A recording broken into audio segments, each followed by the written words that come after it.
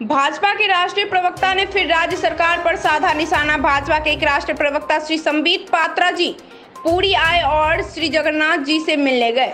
बुधवार की सुबह बड़ा डंडा पहुंचकर उन्होंने मीडिया से मंदिर में चल रहे परियोजनाओं के बारे में बात की। संबित पात्रा पुरी आए और जगन्नाथ के दर्शन किए। उच्च न्यायालय में एएसआई द्वारा दायर सत्य पाठ में चिंताजनक तथ्य है। उन्होंने कहा, एएसआई के हलफनामे के बाद मैंने अपना मुंह खोला और मैं चुप नहीं रहूंगा। इस बात ने सभी उड़िया लोगों को प्रभावित किया है। निर्यात समिति की रिपोर्ट के अनुसार बिना अनुमति के काम कराया गया। स्वाभाविक रूप से यह चिंता का विषय है। उन्होंने दावा किया कि माध्यम से उनका कबूलनामा हासिल किया गया था। यह सब जनता को पता होना चाहिए।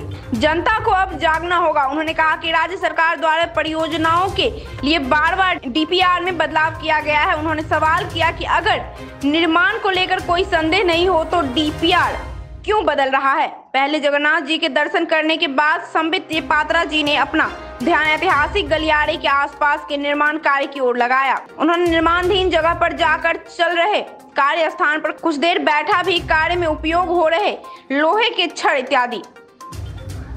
सबसे पहले तो मैं आश्चर्यचकित हूँ कि इस प्रकार से एक अन्याय का काम उड़ीसा सरकार जगन्नाथ महाप्रभु के मंदिर के 100 मीटर के अंदर कर रही है। ये अपने आप में आश्चर्य का विषय है कि इस विषय को उड़ीसा सरकार एक जिद के साथ कर रही है। पिनाकी मिश्रा जी ने सदन में खड़े होकर संसद में कहा था कि केवल 4 टॉयलेट बनने वाले हैं। आप खुद दिखाइए, यहाँ पर ये जो गड्ढा खुदा हुआ है ये एक नहीं, अनेकों ऐसे गड्ढे और खाई खोदे गए हैं जो 30-30, 35-35 फुट के हैं। क्या ये केवल टॉयलेट के लिए खोदे गए?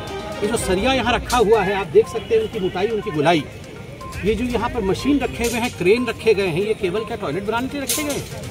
नहीं, यहाँ पर अतिक्रमण हो रहा था। यहाँ पर जिस प्रकार से आइन के विरुद्ध, कानून के खिलाफ काम हो रहा था, आज रंगे हाथ पिनाकी मिश्रा पकड़े गए हैं। मैं यहाँ पुरी के श्री क्षेत्र से, यहाँ भगवान के यहाँ से मैं चैलेंज करता हूँ, चुनौती देता हूँ पिनाकी मिश्रा को। आप कई बार के सांसद हैं, आप यहाँ आए, कल आए, मैं आपके लिए इंतजार करूंगा। आप कल आके मेरे साथ इस विषय में डिबेट करिए। आप बताइए कि केवल 4 टॉयलेट कैसे बन रहा है। यहाँ पूरी जगन्नाथ मंदिर करोड़ों लोगों की आस्था का विषय है और इस तरीके से काम किया जाना क्या कहेंगे? देखिए, जगन्नाथ मंदिर जो हम सबके सामने भी है, नील चक्र दिखाई दे रहा है, ये केवल एक मंदिर नहीं है, यह केवल एक पत्थर की स्ट्रक्चर नहीं है, ये हम सबका आस्था का केंद्र है जहाँ महाप्रभु जगन्नाथ जगत के नाथ निवास करते हैं। स्वाभाविक रूप से बहुत सोच समझ कर हमारे पूर्व पुरुषों ने संसद के अंदर कुछ कानून बनाए थे, जिनमें से एक आमसरा एक्ट 1958 था, जिसके अंतर्गत 100 मीटर के परिसर के अंदर किसी प्रकार का निर्माण का निषेध है।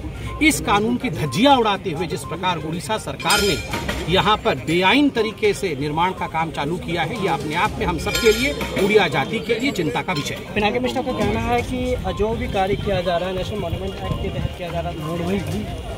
पिनाकी मिश्रा जी शायद जानते नहीं हैं, वो तो खुद एक वकील है, उनको पढ़ना चाहिए कि हाईकोर्ट में जब इस पूरे विषय में चर्चा चल रही थी तो खुद उनके एजी परिजा साहब, जो कि उड़ीसा स्टेट को रिप्रेजेंट करते हैं, उन्होंने हाईकोर्ट में माना है कि अब हमें मालूम पड़ गया है, हम जो रिसेप्शन सेंटर प्रोहिबिटेड एरिया में बना रहे थे, अब उसको हम रेगुलेटेड एरिया में शिफ्ट कर देंगे।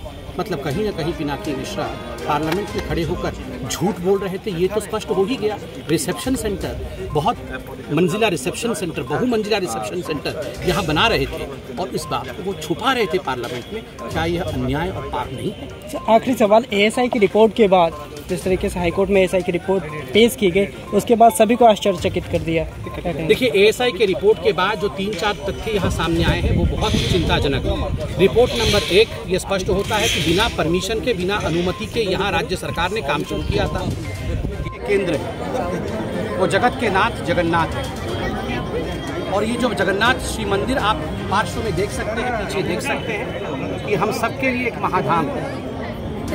एक नेशनल मॉन्यूमेंट है जिसको कि एएसआई प्रोटेक्ट करती है। इस मंदिर के 100 मीटर के क्षेत्रफल में किसी प्रकार का निर्माण नहीं हो सकता है। ये प्रोहिबिटेड जोन है, निषेधात्मक क्षेत्र।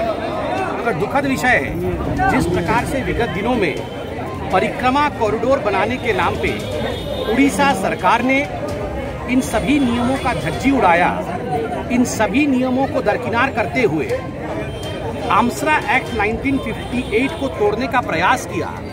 परसों जब हाईकोर्ट में सुनवाई हुई तो इन सारे विषयों का उन्मूलन जनता के सामने आके पहुंचा है। तीन कंक्लूजन एक्सपर्ट कमेटी ने दिया है।